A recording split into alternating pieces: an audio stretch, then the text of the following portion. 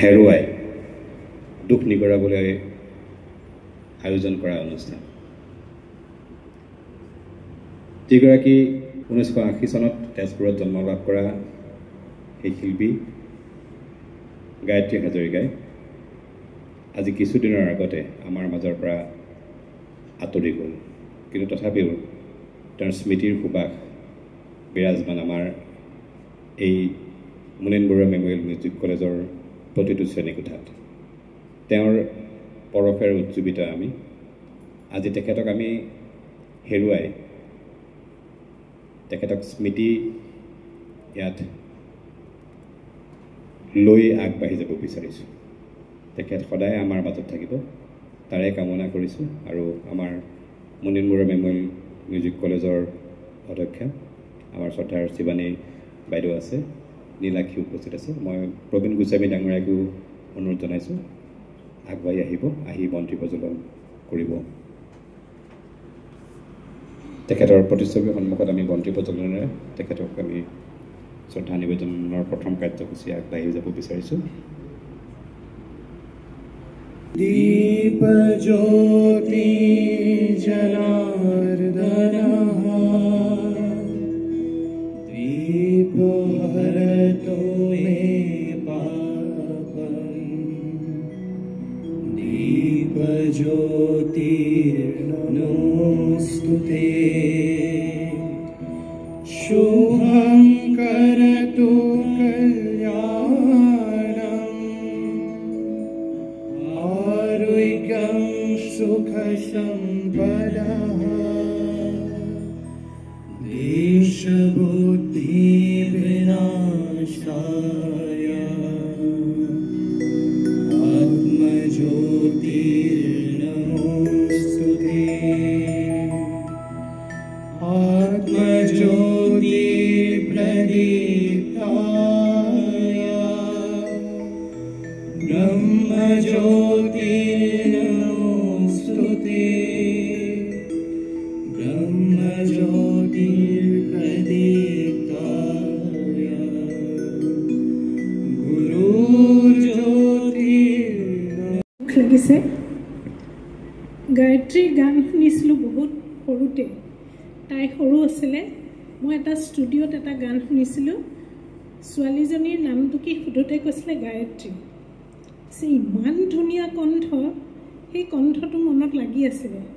তাৰপিছতে টিভিত দেখিছিলোঁ যে চিনাকি সুৰ বুলি অনুষ্ঠানটোত তেওঁ মুখ্য গায়িকা আছিলে। তেতিয়া তাত গীতবোৰ শুনি ইমান শুদ্ধ, ইমান সুন্দৰ উচ্চাৰণ, ইমান সুৰ সুন্দৰ শুনি মই বহুত আপ্লুত হ'লোঁ। মোৰ ভাগ্য হ'ল DCB কলেজত 18 চন চাগে 18 চনত কোকিলা গোস্বামীৰ ফোন আহিলে যে গায়ত্ৰী হাজৰিকা আহিব, কিবা এটা প্ৰতিযোগিতাত মোক বিচাৰক হিচাপে বিচাৰিলে। আৰু সেই অনুষ্ঠানটোত গধূলিকৈ তেখেতে গীত গাব ৰূপম তালুকদাৰৰ লগত। আহিলোঁ, চিনাকি হ'লোঁ, খুব ভাল লাগিলে। তাৰপিছত আকৌ স্বৰলিপিৰ বুলি গুৱাহাটীৰ এটা অনুষ্ঠানত আমাৰ ছাত্ৰ ছাত্ৰীসকলক লৈ গৈছিলোঁ। তেতিয়া লগ পালোঁ দুবাৰ, তাতো বহুত ভাল লাগিলে। কিন্তু মই ভাবিলোঁ যে কি এই মানুহগৰাকীক যদি আমাৰ অনুষ্ঠানলৈ আনিব পাৰোঁ। তাৰপিছত আমি 19 চনৰ আমাৰ গীতৰ যি প্ৰতিযোগিতা হয় তাত বিচাৰক হিচাপে মই নিমন্ত্ৰণ কৰিলোঁ।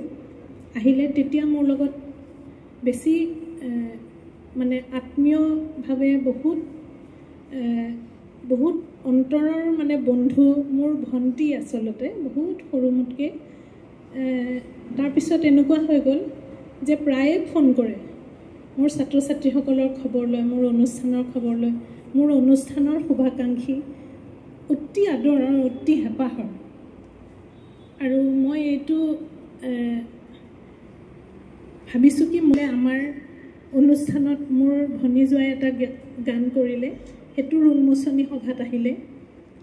তেতিয়া আহি মানে তাৰপিছত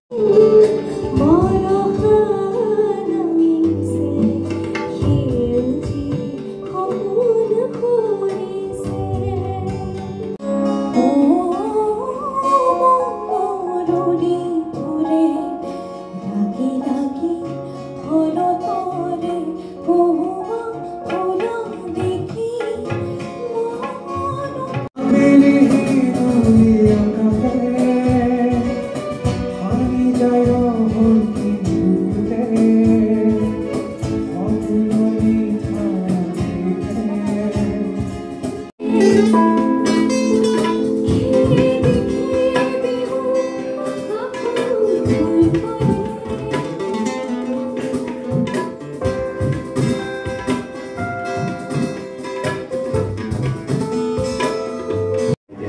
হাজৰিকাৰ সোঁৱৰণত এনেকুৱা এখন স্মৃতিচাৰণ সভা ইয়াতে হৈ আছে।